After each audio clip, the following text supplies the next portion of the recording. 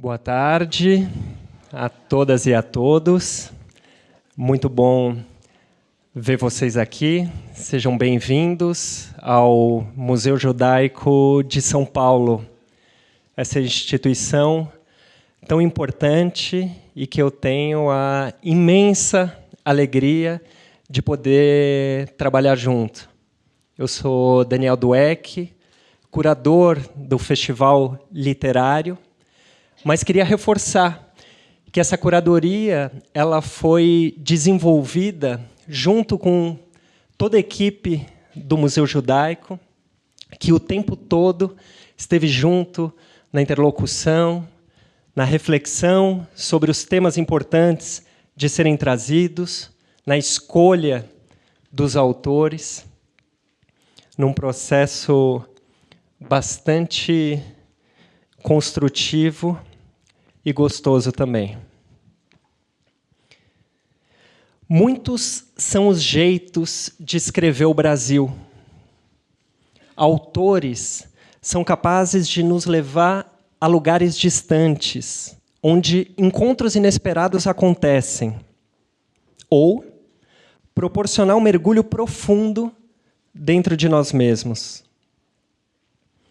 Podem denunciar processos violentos, oriundos de desigualdades históricas, ou celebrar certa convivência entre grupos tão diversos quanto imigrantes e indígenas, que formam alianças inusitadas diante de desafios comuns.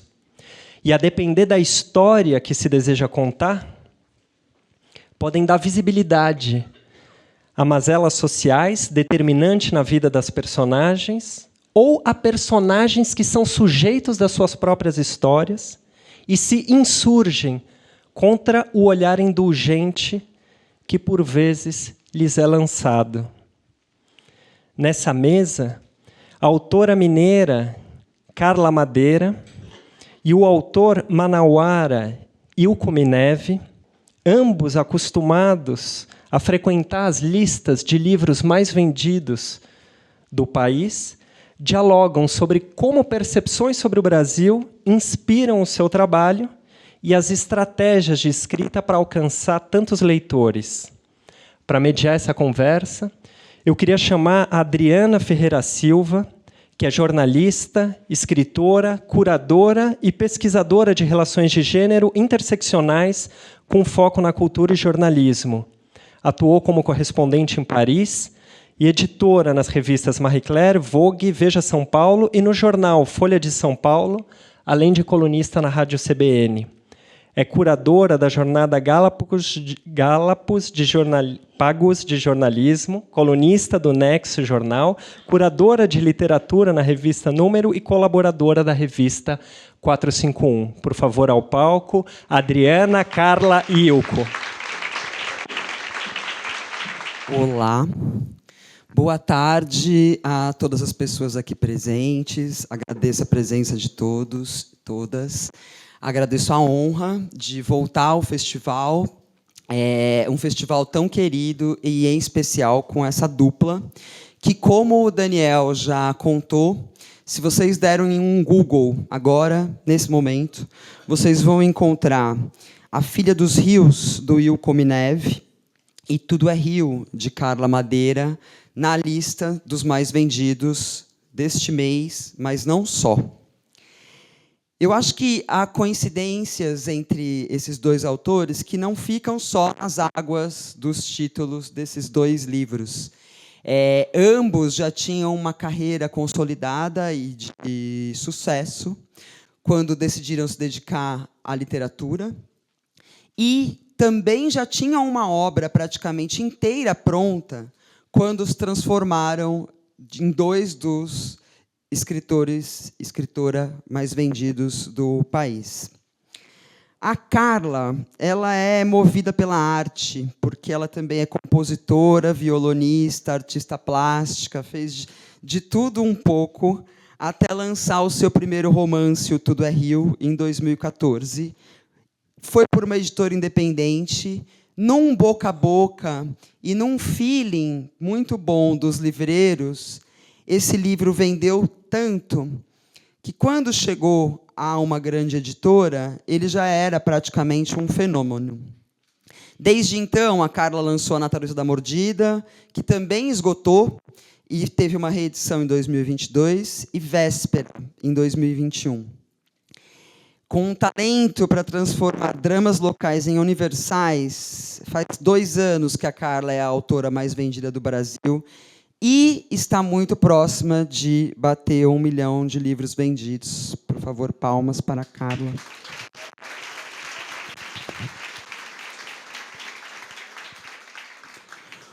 O Wilco, por sua vez, ele tem uma trajetória que eu acho que é tão aventuresca quanto a dos protagonistas de seus livros. Nascido em Sófia, na Bulgária, aos 24 anos, o Wilco ele deixou sua terra natal, perseguido pela ditadura comunista búlgara, numa fuga extraordinária para a Bélgica. Depois de 2 anos na Bélgica, em 1972, o Wilco migrou para o Brasil, passou por São Paulo, foi para Manaus, e é onde ele vive desde então.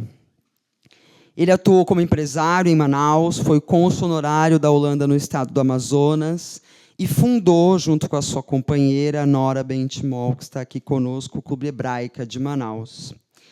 O Wilco estreou na literatura em 2013 com Onde Estão as Flores?, que é um romance que dá início a uma saga de uma família, de um clã, o Razel, uma família de búlgaros que chega à região amazônica na década de 1940 e cuja história e as aventuras vão se desdobrando até os dias atuais em 4 romances.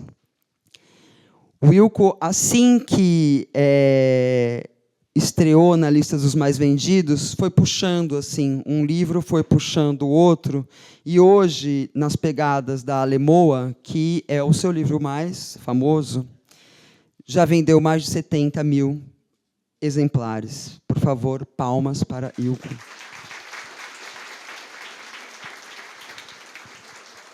Então, recados muito rápidos. Se vocês tiverem perguntas, a equipe do museu vai recolher e vai me passar por escrito. Depois da nossa conversa, o Wilco e a Carla vão autografar os livros aqui fora, e a gente só precisa sair dessa sala, porque, na sequência, tem uma outra conversa, tá bom? Bom, o Daniel fez uma abertura ali muito bonita, falando dos livros de vocês, e sobre esses Brasis que a gente encontra, né? Que são os Brasis que encantam tantos brasileiros, já que vocês, né, vendem tantos livros. Eu queria saber de vocês que Brasis são esses que lhes interessa contar e que tanto têm agradado os leitores, começando pela Carla. Bom, primeiro, boa tarde. É uma alegria estar aqui, ver essa sala cheia. Me sinto assim muito honrada e muito privilegiada, né, desse espaço de conversa sobre literatura. Eu acho que o Brasil é um lugar que eu acho que tem a ver com reflexões que eu faço, assim, um lugar de tanta intensidade, tanto na violência da sua história, quanto na criatividade, no afeto. Então, acho que todas essas intensidades estão postas aí para a gente. E a minha literatura trabalha muito com esse desejo de pensar um pouco esse lugar primeiro que a gente experimenta quando chega no mundo, as famílias, né? Assim, eu acho que é o lugar onde a gente começa a desenhar o equilíbrio das forças, das nossas potências de bem e de mal. E o que acontece, né, nesse espaço, nas circunstâncias das personagens, e como é que isso vai encontrando um caminho, às vezes bom, às vezes péssimo, mas está todo mundo ali, mais ou menos como a gente, né, lidando com essa quantidade de temores que a gente tem, de violências, diferenças sociais, de diferenças de gênero, de questões, imensos problemas que a gente tem ligados às questões de diversidade, às questões identitárias. Então, eu acho que tudo isso, assim, onde começa a nossa possibilidade de repensar isso, se não é em cada criança que nasce, né? Se não é em cada família. Então, acho que minha obra é um pouco por aí. Ilco. Primeiro, quero agradecer o convite. Esta casa eu considero a minha casa, é o Clube Judaico, é o Museu Judaico. Eu tenho participado, e a minha família, um pouco da vida desta instituição. Bom, eu sou brasileiro por opção. Então, esta pergunta eu posso responder talvez um pouco diferente que Carla, que é uma das minhas escritoras preferidas, a minha leitura preferida. Acho ela escreve tão fluente que eu só posso ficar um pouco invejoso. Mas você também escreve muito fluente.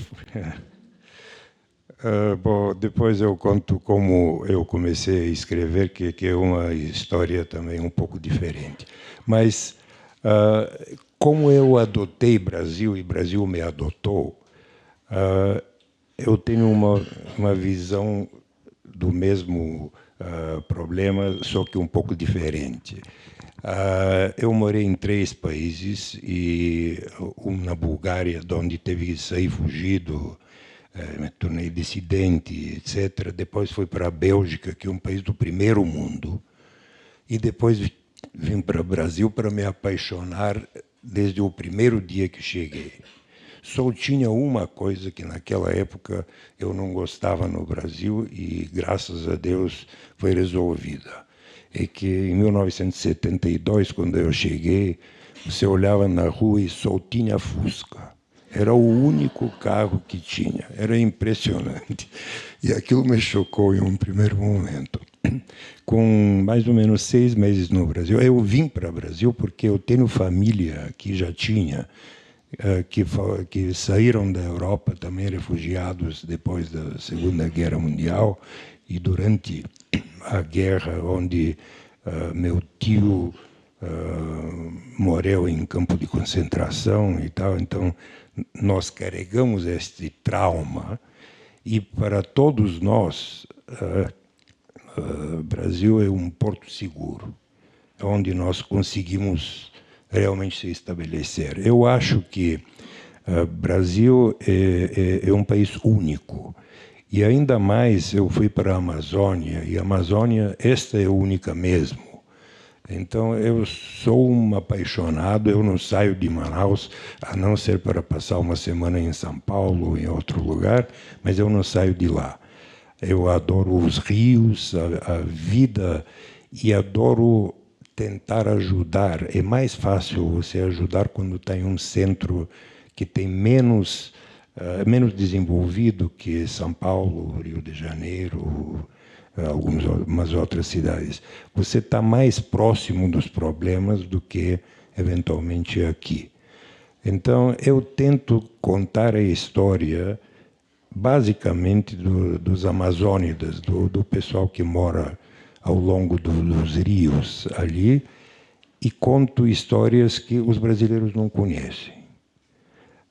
Descrevo lugares que a maior parte não conhece. Ainda agora estávamos falando sobre as cachoeiras de Santo Antônio, no Amapá, que são um Foz do Iguaçu um pouco menor, tão lindo quanto. E no dia que eu fui lá, eram 2 visitantes, eu e o meu primo que me acompanhava na ocasião, e não tinha mais um turista sequer. O Brasil é incrível, tem lugares muito lindos. E não só no Amapá, em vários lugares, tem Alter do Chão, que alguém mencionou aqui também, tem muitos. Só que o problema é que de uma atração para outra são 700 quilômetros, 800 quilômetros, e o custo desta visita é muito alto. mas o Brasil é o meu país. Hoje eu me considero brasileiro. Às vezes me perguntam: você é búlgaro? Eu era búlgaro. Hoje em dia me fizeram transfusão de sangue caboclo, que são mais caboclo que os caboclos. Ilko, já que você começou a falar um pouco da sua história, né, e a sua história é inevitável, obviamente, a gente linkar com a história dos personagens dos seus livros, né? Então, queria que a gente entrasse um pouco já falar ali dos livros, depois a gente vai para a Carla. Essa saga, né, dessa família que você desdobrou ali, esse romance em quatro livros, né, em 4 romances. Eu queria saber, primeiro, né, qual foi o gancho, o que levou ao primeiro livro, e você delimita ali muito bem alguns períodos na história da Amazônia, né? Então, a gente tem ali o ciclo da borracha, tem um momento ali de criação de reserva, até chegar aos dias de hoje, ali, a véspera de Covid, né? Quais foram... O que inspirou, né, a criação dessa família e essa divisão? Primeiro vou contar um pouco como eu me tornei escritor. Aos 66 anos. Eu me aposentei e aí encontrei uma situação onde tinha um monte de tempo e nada para fazer. E eu sempre adorei literatura e sempre fui um grande leitor. Mas, em português, que eu nunca estudei na escola, o maior texto que eu tinha escrito até lá era talvez de 1 ou 2 páginas, algum memorando de negócios, alguma coisa assim. E também eu não sabia em que língua iria escrever, porque eu falo algumas línguas e, hoje em dia, eu acho que falo todas elas com um pouco de sotaque, e não perfeitamente, até pela falta de uso. Então, o que parecia mais viável era o português, mas eu precisava de ajuda e aqui eu poderia procurar por alguém que corrigisse meus textos. Assim eu comecei a escrever. Depois eu tinha a história da minha família, e aqui eu quero deixar claro que não sou eu, não é autobiografia, não é nada disto, embora algumas das coisas aconteceram comigo. E eu sabia a vinda dos judeus depois da Segunda Guerra Mundial e durante a Segunda Guerra Mundial, que foi uma saga cheia de dificuldades, e eu acho que aqui deve ter vários que conhecem a história, eu não preciso descrever tudo isso. Mas eu conhecia uma história que achava extraordinária, era a história de um dos personagens que era irmão do Hermann Göring. Hermann Göring, para quem não sabe, era o segundo homem do Reich alemão. Ele foi chefe do meu pai durante a guerra e ele ofereceu proteção para o meu pai. E realmente protegeu e ajudou outros familiares a fugir da Bulgária, que era um país associado com Hitler naquela época. Este homem salvou a vida, de acordo com o que nós escutamos dos pais, tios e tal, de mais de 100 pessoas, com certeza. Mas ele nunca recebeu o reconhecimento que ele merecia, porque carregava um nome que não permitia realmente, ninguém conseguia acreditar que um Göring poderia salvar vidas quando o irmão matou milhões. Começou com isto. E eu, amante da literatura, comecei a escrever 50 páginas. Eu levei 6 meses para escrever. Depois disso, eu acho que eu aprendi um pouco mais de português e fiquei um pouco mais fluente, e aí fui para frente contando histórias que aconteceram. Sempre no fundo do que eu escrevo tem uma história verídica. Ela pode não ter acontecido com aquele personagem, mas sempre tem alguma história verídica. Tanto que a filha nas pegadas da Alemoa, eu fui para Amapá, andei nas pegadas da Alemoa, que é uma pessoa que existiu, que era filha de um alemão que participou de uma expedição em 1937, com um avião e tudo, uma expedição muito bem organizada, que, na verdade, atrás das razões científicas, na verdade, se escondia interesse em fazer uma invasão no território da Guiana Francesa. Mas isso não aparece assim fácil. Você precisa examinar, ler muitos livros, foram procurados alguns documentos na Alemanha que comprovam que realmente o negócio foi organizado com esta intenção. E aí eu já romanciei a história e contei um pouco da minha experiência e do meu primo que me acompanhou nesta viagem, que foi uma pequena loucura. No final, as estradas são tão ruins que no último dia nós resolvemos que não tinha como voltar de carro, porque a coluna de ninguém aguentava. E então conseguimos arranjar lá um pequeno avião, daqueles que você veste, na verdade, do tamanho do avião, e conseguimos sair de lá. Mas eu descrevo a história da família e incluo algumas coisas de fora, alguns fatos que me interessam, e eu descrevo bastante a ocupação da Amazônia, que foi ocupada, obviamente, pelos povos originários, também tem os portugueses, mas aí vem várias outras nações, judeus, árabes, que também foram muito importantes, mas no interior da Amazônia moram simplesmente 400 mil descendentes de judeus. Isso muito pouca gente sabe, né? Hoje em dia, muitos deles são caboclos e perderam o vínculo e nunca seguiram a religião. Mas, em muitas casas, até hoje, na sexta-feira à noite, a dona da casa acende uma vela. Ou então, no cemitério, alguém vai e põe uma pedra em cima da lápide. São hábitos judaicos lá no interior da Amazônia. É impressionante. E vale a pena descrever todas estas nações que são representadas na nossa sociedade lá. Carla, você, por sua vez, o Wilco falou, né, que levou ali 6 meses para escrever. Você tem aquele processo do Tudo é Rio, que é bastante, que você sempre fala sobre ele, que é o de quando você escreveu, você estava escrevendo o livro, você escreveu a cena sem spoilers, e parou, e depois de 14 anos só você voltou a ele, e aí foi um jorro, né? A partir disso, eu acho que você, né,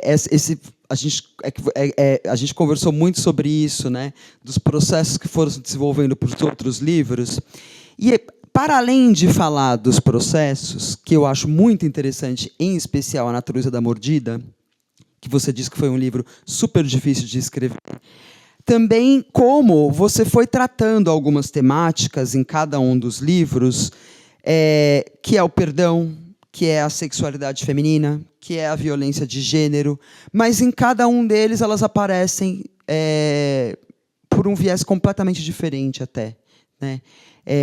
Queria que você falasse um pouco, então, desses processos que foram, né, e de como essas temáticas foram se enraizando na sua obra.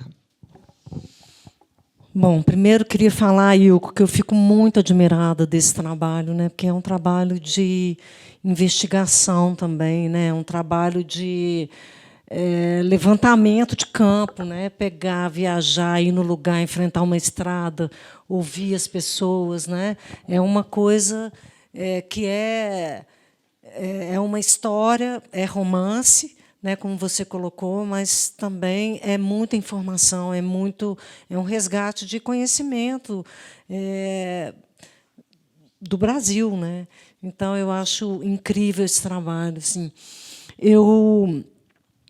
Quando comecei Tudo é Rio, assim, eu não sabia que ia escrever um livro.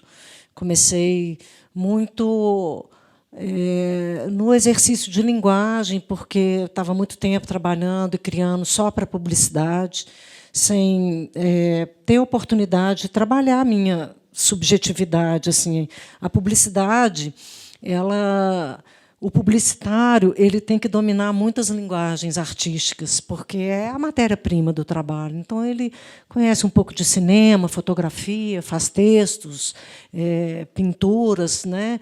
E trabalha com isso, mas é ali em função de todo um briefing, de um objetivo, de uma pegada técnica, mercadológica, né? E eu estava sentindo muita falta, porque tinha me afastado da música, da pintura, com o meu trabalho de dia a dia na agência.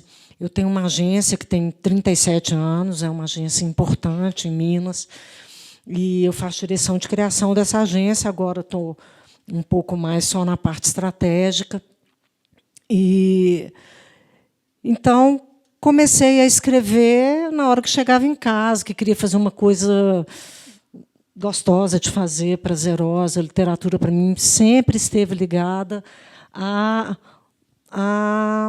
uma experiência de prazer, né? De estar ali fazendo, escrevendo. E comecei, então. Não sabia que seria um livro, um conto, não tinha nenhuma pretensão. E comecei a história por uma parte que está um pedacinho só lá em Tudo é Rio, escrevi a cena brutal, que me paralisou por 14 anos. Eu não tinha maturidade, não tinha condições de continuar aquilo ali, né? Porque não tinha vivido a maternidade ainda. Ou seja, eu propus um problema que eu não sabia resolver. E aí fui viver. Aí entrou a matemática. Ela estudou matemática também. Eu estudei matemática antes de ir para a comunicação. Mas eu parei de escrever, mas o livro não parou de ser escrito, né? Aquela perturbação ficou ali dentro de mim, querendo, de alguma maneira, em algum momento, ser encaminhada, né? Mas foi interessante, porque Tudo é Rio foi escrito como um jorro, na ordem que o leitor lê. Aquilo ali aquela voz estava tão forte, tão potente dentro de mim, quando eu voltei, 14 anos depois, que eu cheguei a escrever o livro em set de filmagem. Estava filmando, na hora que falava, corta, vamos mudar a luz de lugar. Eu ia lá, abria o computador e escrevia, porque aquilo estava muito forte. Outro dia, conversando com Walter Ugumãe, ele falou o quanto ele está cada vez mais exigente, assim, do silêncio, das condições de escrever. E eu venho sentindo isso nos livros seguintes. Eu fui sentindo isso, assim, como sim, Tudo é Rio, tudo que estava mais assim, já ali querendo vir, tivesse vindo, e que os outros livros eu tenha que ir cada vez mais fundo para encontrar a voz ou encontrar alguma coisa que eu não tivesse ainda tocado e que eu desejasse tocar. Mas o fato, Adriana, é que assim, eu não tenho uma pauta quando eu escrevo. Eu não me coloco uma pauta ou me coloque um compromisso de lidar com questões sociais ou um recado. Eu acho que eu sou um pouco mais egoísta, assim. Eu estou numa viagem do acontecimento, alguma coisa que acontece com aquelas personagens, e que eu começo a olhar para esse acontecimento, ele me perturba, eu começo a olhar para aquilo e a pensar o que veio antes, o que vem depois, e, a partir disso, eu vou encontrando essa personagem e vou trabalhando. Mas, por estar imersa numa realidade, a gente também não escapa das questões do nosso tempo, né? A gente não escapa nem das questões políticas, das questões sociais, como também não escapa da possibilidade, de alguma maneira, afetar o mundo que a gente vive, né? E é nessa medida que essas questões vão fazendo parte. Quando eu fui para a Natureza, que foi um livro... eu saí de Tudo é Rio. Tudo é Rio tem uma poética muito forte, uma linguagem, um narrador de muita poesia, e eu queria fazer um livro completamente diferente. Eu não queria que tivesse essa linguagem poética, eu não queria que tivesse um narrador onisciente, eu queria fazer uma coisa completamente diferente, uma experiência literária que fosse prazerosa, que me capturasse de novo, como eu fui capturada na experiência de Tudo é Rio. E eu fui para a Natureza e comecei a escrever a história de Biá, que é uma senhora demenciana, num processo de demência. Ela se encontra com uma jovem jornalista, por acaso, e começa a acontecer ali. Todas as duas estão profundamente machucadas por acontecimentos, e elas começam uma conversa que, ao longo do livro, é uma espécie de um processo de análise. Acontece ali um encontro em que começa uma escuta. E eu queria que o leitor sentisse, nos capítulos iniciais, um pouco daquilo que Biá estava experimentando, que é sentir uma dor, que é testemunhar a dor, mas não conhecer ainda as circunstâncias. Na época, a mãe de uma sócia minha, que já faleceu, ela estava vivendo Alzheimer. Chegava no final do dia, ela chorava e pedia para levarem ela embora para casa. Aquilo me impressionava demais, porque ela estava em casa, ela estava em casa. Então, eu comecei a construir de uma maneira que eu tinha que avançar na história, mas, ao mesmo tempo, eu tinha que voltar ali naquele encontro inicial para conseguir construir essa dinâmica. Isso foi muito difícil para mim. A voz da Biá não era intuitiva, por ela ser mais velha, por ela ser psicanalista. Eu não queria ter duas vozes. Eu queria que as vozes fossem bem diferentes, porque eu acho que elas estão em lugares diferentes. Uma jornalista e uma psicanalista, uma pessoa muito mais velha com uma pessoa muito jovem. Então, para mim, fazia sentido que elas tivessem vozes diferentes. E isso foi muito desafiador, porque eu não queria me apoiar em nenhum tipo de cacoete, né, que uma sempre falasse alguma expressão no final de cada frase. Eu não queria me apoiar nisso. Então, foi muito difícil encontrar essa voz que não me soasse de uma maneira artificial. Depois da primeira impressão, depois que ele esgotou na editora menor que me editou pela primeira vez e que eu fui para a Record, eu combinei de fazer uma revisão no livro. E o meu desafio era porque, ao reler, eu ainda sentia falta de duas coisas. Uma é de que, de fato, houvesse um processo de transferência ali que, na hora que eu relia, eu não sentia que tinha acontecido. Nem entre as personagens, nem entre o livro e o público. Eu sentia falta de alguma coisa da ordem da intimidade, do vínculo, sabe, da pergunta que tem ressonância no outro. E aí eu trabalhei isso no livro, e também uma outra coisa que era ficar mais confortável com essa tonalidade, com essa sonoridade da voz de Biá, que me soava ainda artificial. Então, esse foi o processo. Em véspera, eu estava no meio da pandemia, eu estava no meio de véspera, quando veio a pandemia. Eu acho que isso vazou para o livro um certo sentimento de falta de saída, que eu acho que o livro tem. E todas essas questões sociais que eu acho que atravessam, que você citou, a questão da violência de gênero, a questão da sexualidade feminina, as questões ligadas à religiosidade, eu acho que elas refletem um pouco do que o Wilco falou. Né? Assim, eu acho que a gente não escapa da história da gente quando a gente escreve. Eu acho que imaginar é sempre revelar um pouco de si mesmo, não tem jeito. Então, eu acho que são questões que são questões minhas, que me afetam. E eu acho que por isso elas estão na minha literatura. Pegar um ganchinho, que é justamente a questão da religiosidade que você mencionou agora, do Véspera, que eu queria que você falasse um pouco, para depois também o Wilco, porque eu acho que são duas maneiras de tratar a religiosidade que vocês trazem nos romances. E é muito interessante a pesquisa que você desenvolveu para a Véspera, cujos personagens principais se chamam Caim e Abel. Sim. Bom, eu vou dar um brevíssimo histórico assim, da minha relação com a religião. Meu pai foi religioso. Ele foi irmão marista, ele foi católico a vida inteira.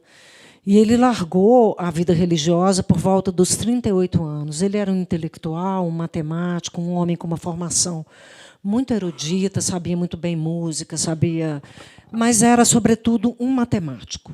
Sabia 5 línguas, falava muito bem francês, ele estudou na Sorbonne.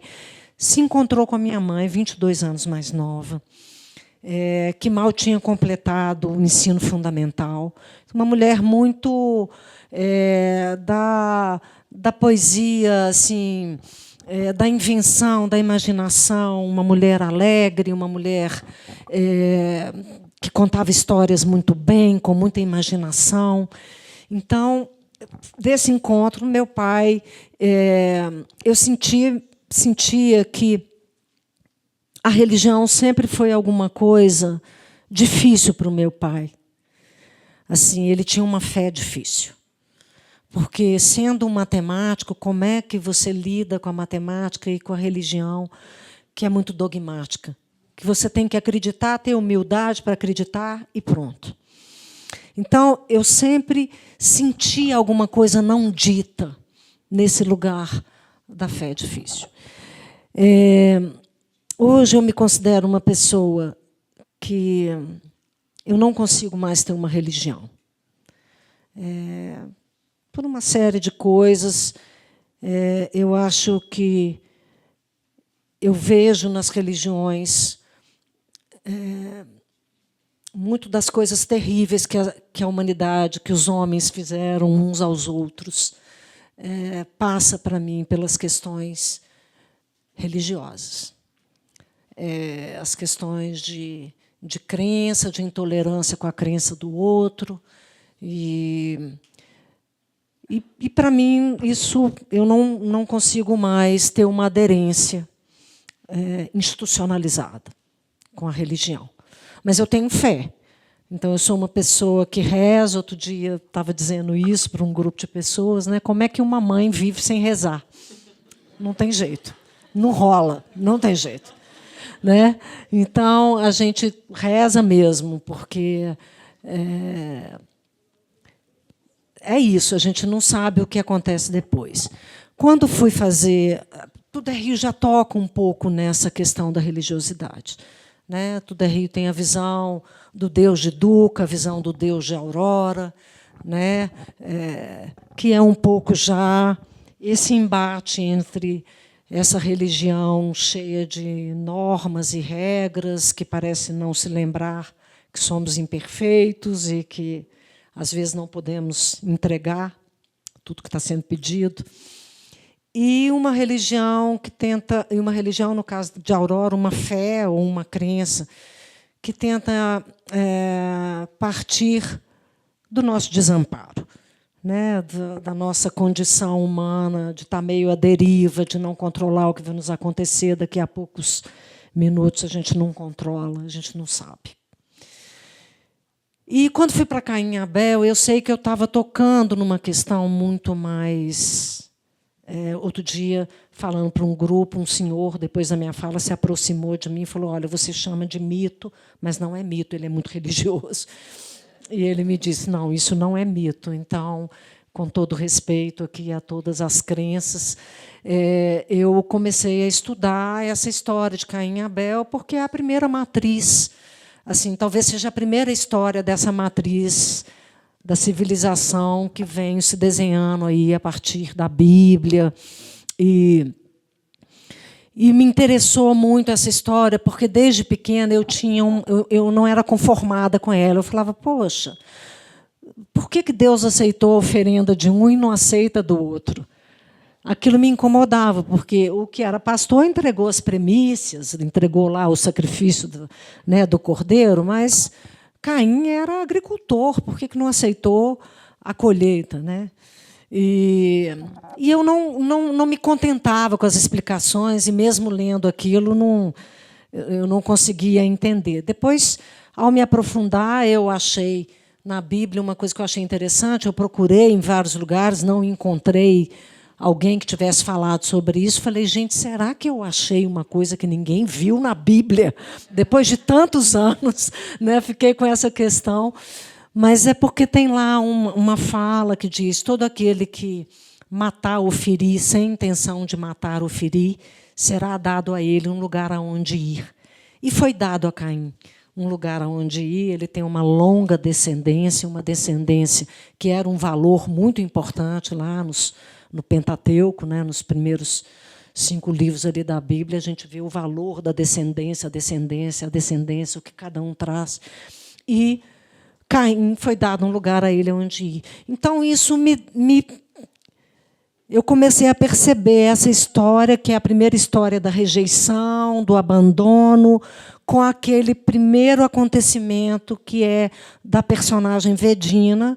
Não é spoiler, porque isso acontece no primeiro capítulo, praticamente, do livro, que, num momento de exaustão, de maternidade, que está assim, num casamento agressivo, num casamento brutal, e ela está exausta, tem um menino muito levado, e ela faz o menininho lá, muito novinho, descer do carro, arranca, 1 minuto depois, ela se arrepende, volta para pegar. Cadê o menino?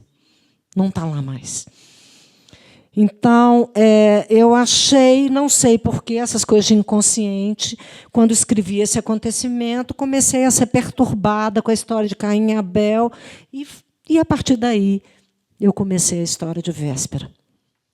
E nos seus livros, por outro lado, eu acho que aí a gente vê a religiosidade como o lugar do acolhimento, como o lugar dos laços, né? E eu queria que você falasse um pouco justamente sobre isso, porque esses personagens eles vão construindo e se desdobrando, né? E vão criando essa descendência nessa região. Deixa eu lhe contar primeiro. Eu nasci na Bulgária, país comunista, e naqueles distantes anos 50 e 60, na verdade, a religião era proibida. A sinagoga estava fechada, o rabino estava preso, por incrível que pareça. O tempo todo ele vivia 1 semana livre e depois 3 meses preso, sempre por alguma razão completamente esdrúxula. A comunidade judaica na Bulgária, da qual eu fazia parte, estava esfacelada. Uma parte foi para Israel, conseguiu ir para Israel, outra parte para outros lugares, e então, de 50 mil pessoas no começo da Segunda Guerra Mundial, no final continuaram 50 mil, por incrível que pareça. A Bulgária salvou os seus judeus, mas deles só sobraram 5 mil depois e espalhados. Então, a minha educação religiosa foi pobre. Eu aprendi o que eu aprendi dos meus pais. Não tinha ninguém e nenhum clube, nenhum rabino por perto. o meu maior contato com a religião chegou quando eu tinha 24 anos. Aqui no meio está uma pessoa que muito me influenciou, o Razan de Manaus, Isaac Daan, que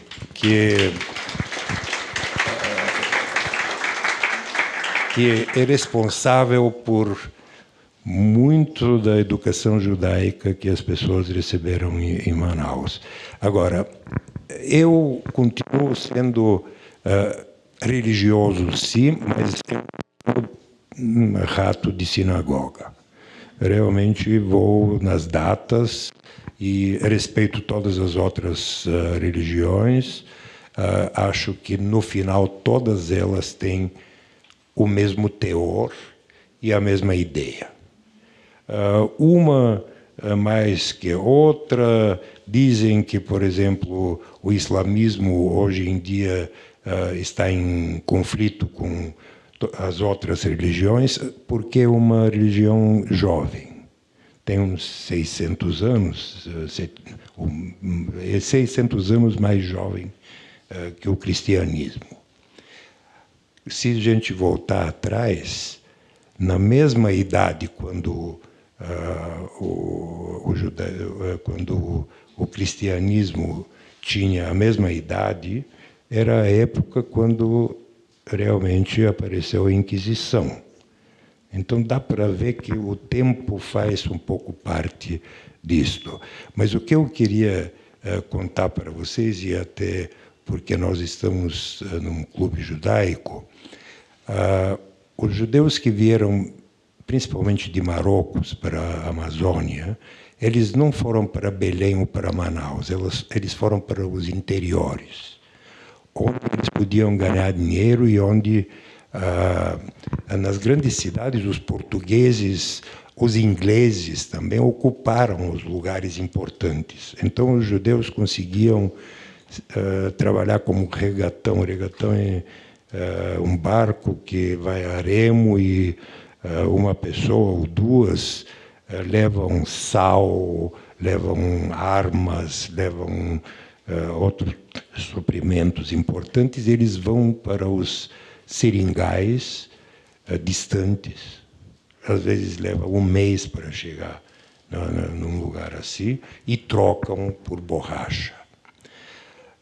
Então, neste isolamento, aconteceram algumas coisas interessantes.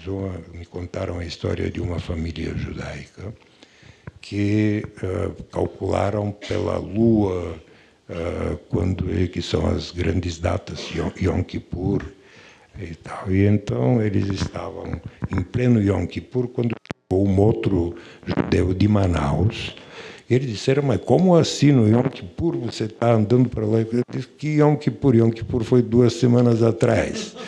E então é realmente comovente como os judeus preservaram a sua religião nestas condições. Nós estamos falando de mais ou menos 1810, quando começaram a chegar os primeiros judeus de Marrocos. Depois, com a borracha, começaram a chegar mais. E eles chegavam, muitos deles, logo depois de fazer bar mitzvah, aos 13 anos. Então, chegavam 14, 15 anos, chegavam do deserto de Saara, onde não tem água, não tem árvores, os costumes são super conservadores, e aí, quando chegavam em Belém, a maior parte deles, aí tinha toda a água doce do mundo e todo o verde. E, além disso, todos eles quase eram meninos. Além disso, tinham umas caboquinhas, umas indiazinhas. Então, eles andaram deixando um rastro pela Amazônia, tanto que se calcula que tem realmente mais de 400 mil descendentes nos interiores da Amazônia. As comunidades são pequenas. Belém deve ter então, um pouco mais de 2.000 pessoas e Manaus 1.000. Mas a tradição é grande e em Manaus nós temos vida religiosa bem organizada.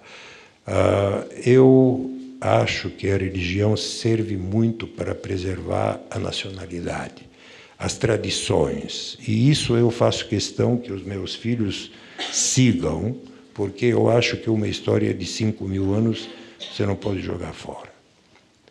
Então, para mim, a religião é importante, seja ela judaica, cristã, muçulmana, ou o que for.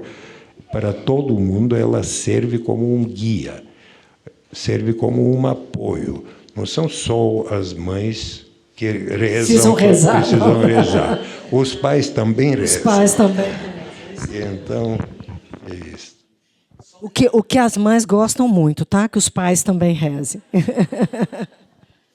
Lembrando só que, se vocês quiserem fazer perguntas, só escrever no papelzinho que elas vão chegar aqui até mim. Ilko, você, né, os personagens do seu livro são todos personagens muito carismáticos, assim.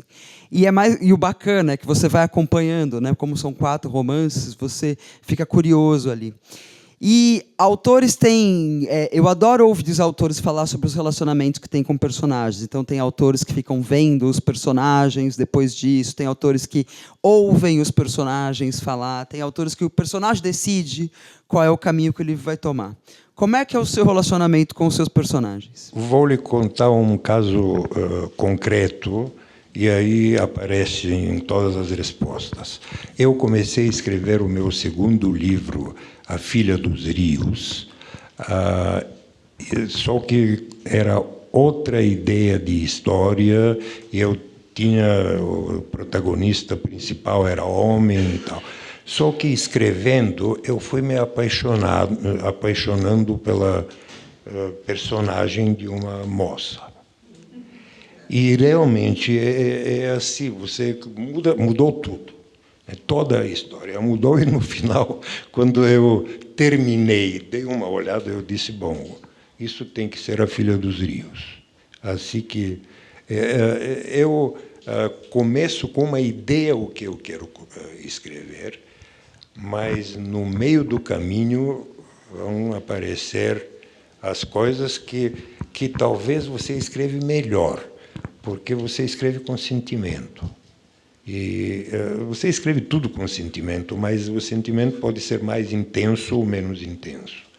Então, este caso da Filha dos Rios era, na verdade, o filho, talvez, dos rios, e acabou filha. E você, Carla?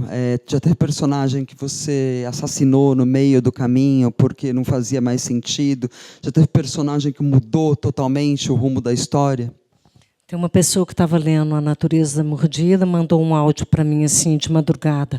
Assassina!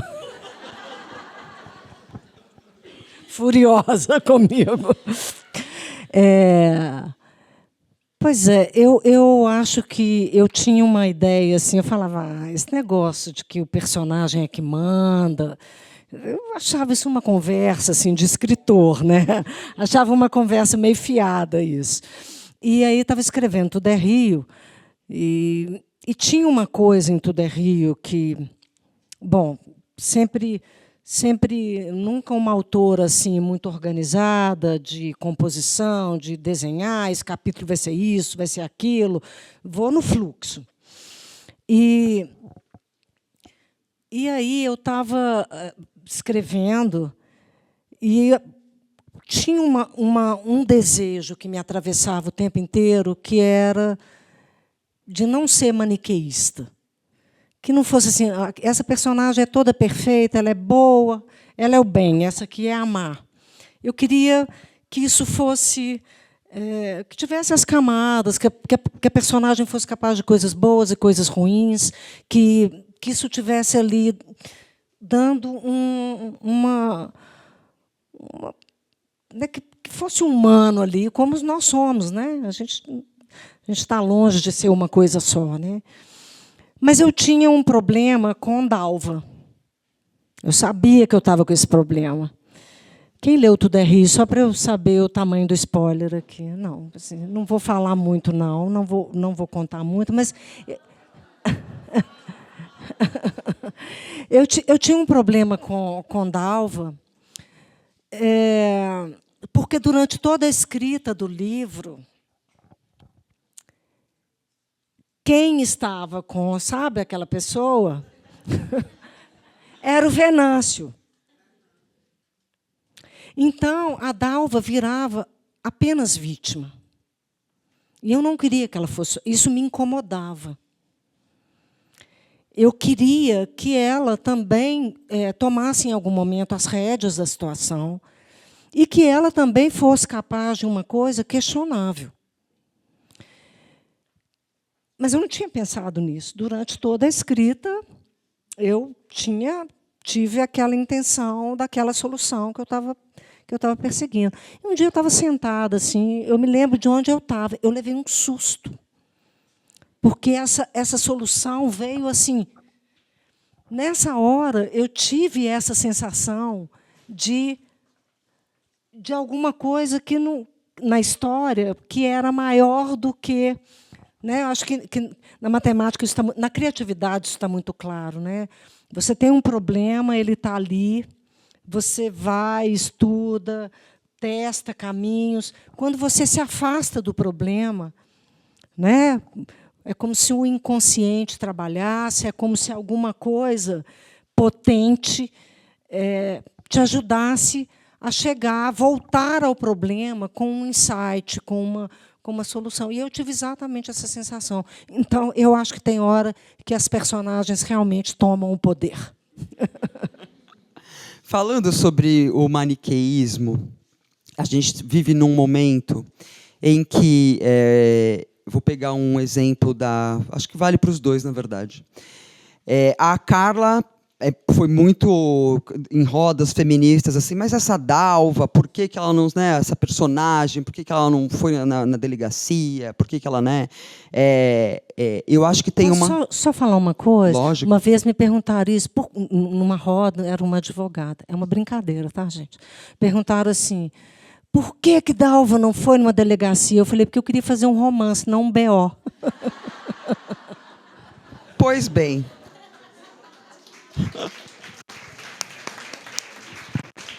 É justamente isso. Você queria fazer um romance e não um BO. Mas, e aí eu acho que os livros do Wilco também podem sofrer essa crítica, porque vocês estão falando, né, de um Brasil que não é o Brasil, né? Que nem todo mundo é bom, nem todo mundo é mau. As coisas são como são. Isso, na hora de escrever, na hora de falar sobre os livros, como lidar, né? Porque eu imagino que deve ter, assim como tiveram as mulheres que ficarem incomodadas, deve ter também pessoas que devem ficar incomodadas com a maneira como você conta as histórias.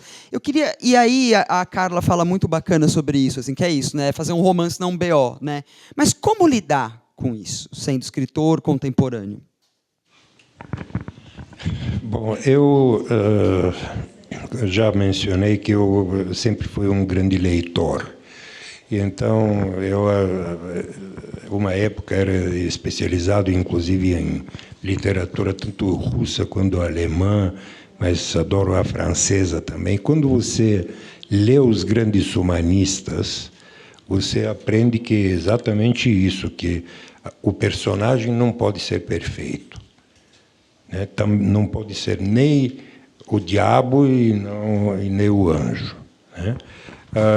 Então, eu sempre tentei respeitar esta regra. Talvez não consegui sempre, porque, como lhe disse, eu às vezes me apaixono pelo... e então, talvez eu não consiga. Mas a minha vontade sempre foi esta, e eu sempre tento ser realista. Né? O realismo na literatura eu acho a corrente quase que mais encontrada, né? Nos clássicos, estou falando. Também gosto muito da literatura brasileira, também li um pouco tardio, porque eu li nos últimos 5, 6 anos, 10 anos, mais do que nos 40 outros que trabalhava e não tinha muito tempo para isso, né? Mas eu acho que tem grandes nomes. Eu sempre achei que é uma injustiça que Jorge Amado não ganhou um prêmio Nobel. complementa, eu vou começar as perguntas da plateia. Sim, eu acho, Adriana, assim, eu vivi isso muito com Tudo é Rio, né? Porque Tudo é Rio tem a questão do perdão, e a questão do perdão é uma questão para a gente aprofundar mesmo. Eu acho que a literatura faz isso, ela se torna uma ocasião para você discutir questões que estão lá na vida dos personagens, que fazem coisas que você discorda, que fazem coisas que você acha que deveriam fazer de outra maneira, não é? E é muito bom que se torne uma ocasião, uma oportunidade da gente conversar sobre o real. Mas a literatura, eu tenho falado isso, é uma coisa um pouco que o Milan Kundera fala e que eu acho muito legal. A literatura, escrever um romance, não é para investigar a realidade, é para experimentar, apalpar a existência.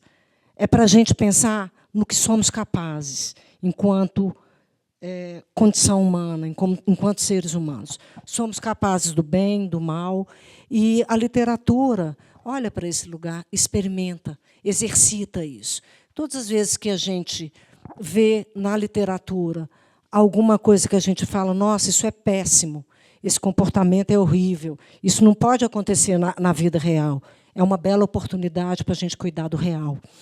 Então, eu imagino que é dessa maneira. Quando a gente pensa no Brasil, um país campeão de feminicídio, um país com um patriarcado que a gente ainda está lutando muito para coisas básicas, para direitos básicos. Eu fico pensando que é muito, por exemplo, difícil pensar no papel da Dalva, no processo pessoal da Dalva, singular, particular, de ter precisado de tempo para seguir em frente e para sair daquela situação de ódio que ela estava. Ela precisava do Venâncio do lado dela para exercitar o ódio dela e para se organizar para o perdão, ou para, de alguma maneira, experimentar o perdão. Porque o perdão não é uma coisa que você acorda de manhã e decide perdoar. E o perdão, a gente precisa, aquilo que a gente conversou, a gente precisa combinar sobre o que nós estamos falando quando a gente fala de perdão. Perdão não é esquecer. Perdão não é voltar à situação anterior. Perdão não é dizer tapinha nas costas e dizer está tudo bem. Mas o perdão é alguma coisa. O perdão é muita coisa. Olha, tem a visão da teologia, tem a visão da filosofia, tem tantas visões, tem tantas questões que envolvem a questão do poder. Eu me agarro em uma que eu acho fundamental. É uma certa contabilidade entre lembrar e esquecer. Isso vale para a experiência pessoal, isso vale para a experiência dos povos. É lembrar o suficiente para que não se repita, esquecer o suficiente para não atualizar a dor e permitir que a vida possa prosseguir.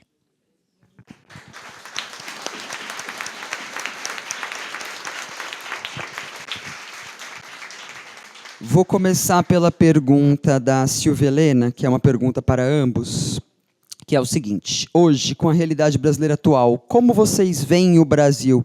E aí eu queria, eu acho que emendar aqui na Silvia Helena, né, pensando que os artistas são a antena, né, ali antecipam algumas das coisas que estão acontecendo, tem aquela sensibilidade e tal.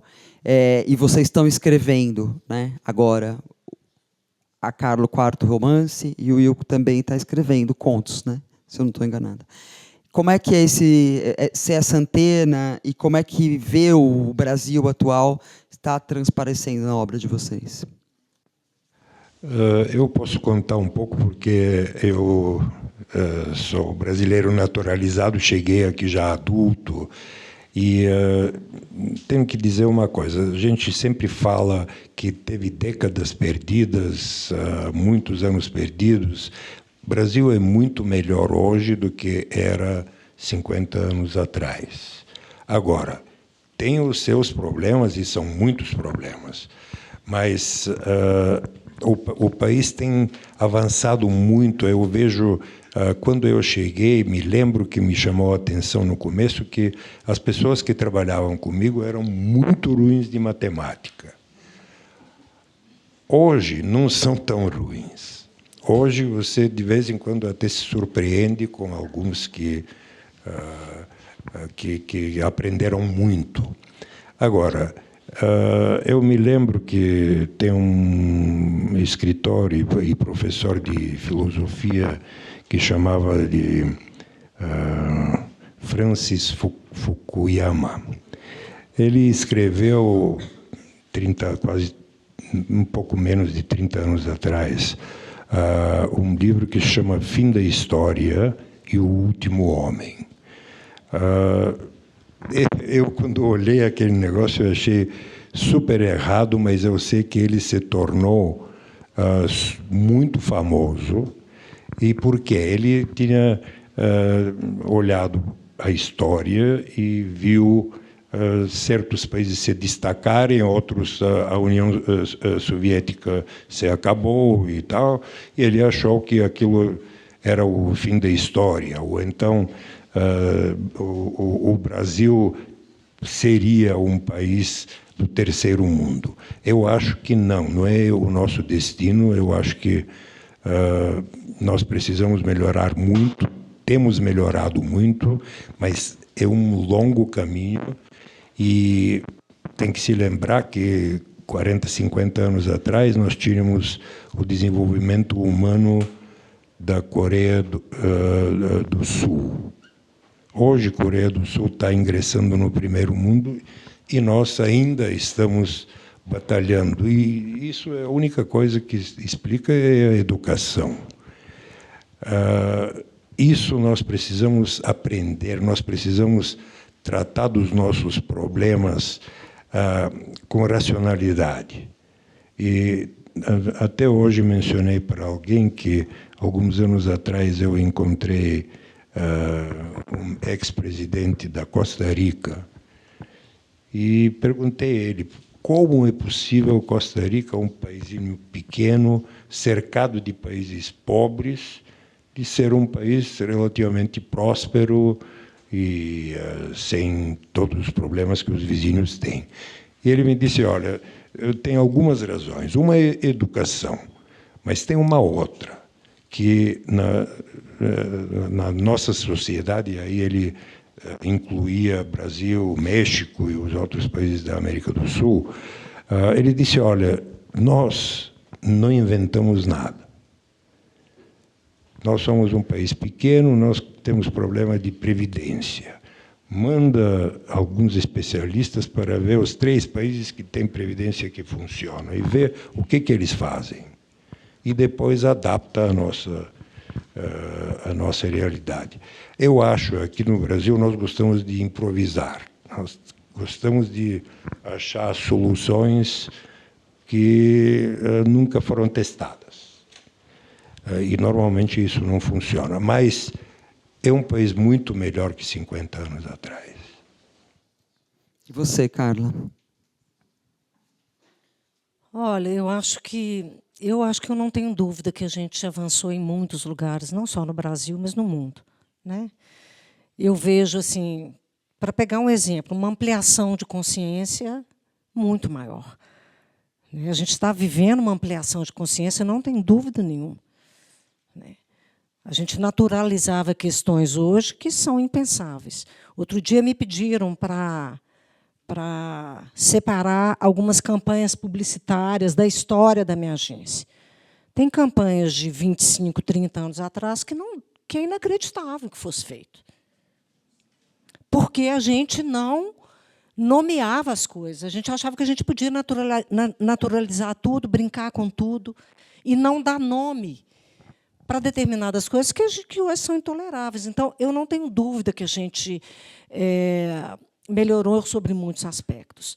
Mas eu acho que tem alguns aspectos que, para mim, são assustadores.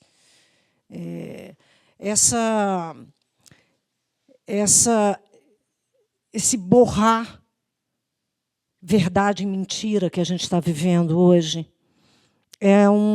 para mim, é uma das coisas mais assustadoras que a gente está vivendo.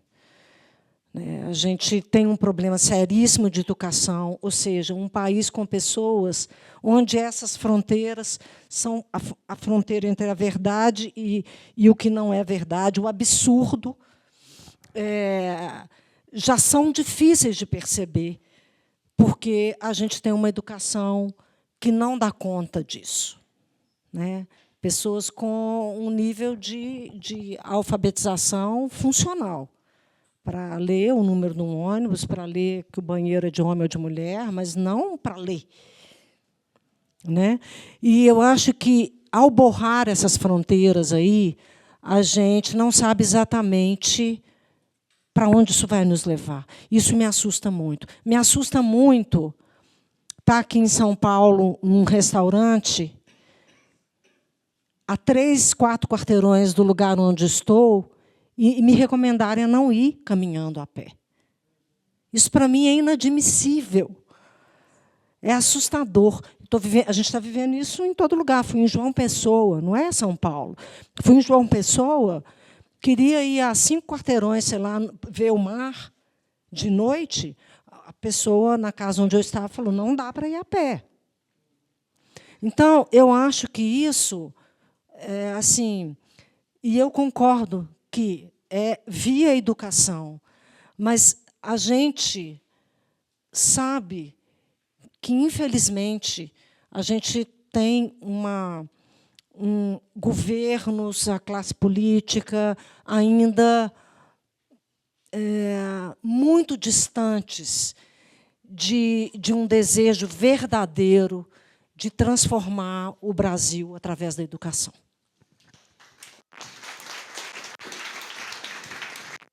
Infelizmente, a gente vai ter que terminar a conversa, porque tem uma próxima conversa. Chegaram várias perguntas, não vai dar para fazer as perguntas de todos. Tem uma pergunta aqui para a Carla Madeira, que essa daqui eu sei que ela vai responder em 1 minuto, e todo mundo vai matar uma curiosidade. No véspera, o menino, que a gente não lembra o nome, ele pula ou ele cai? Paulo Parede? Eu conto se alguém me contasse Capitu traiu o Bentinho. Ah! Tá? Aí eu conto.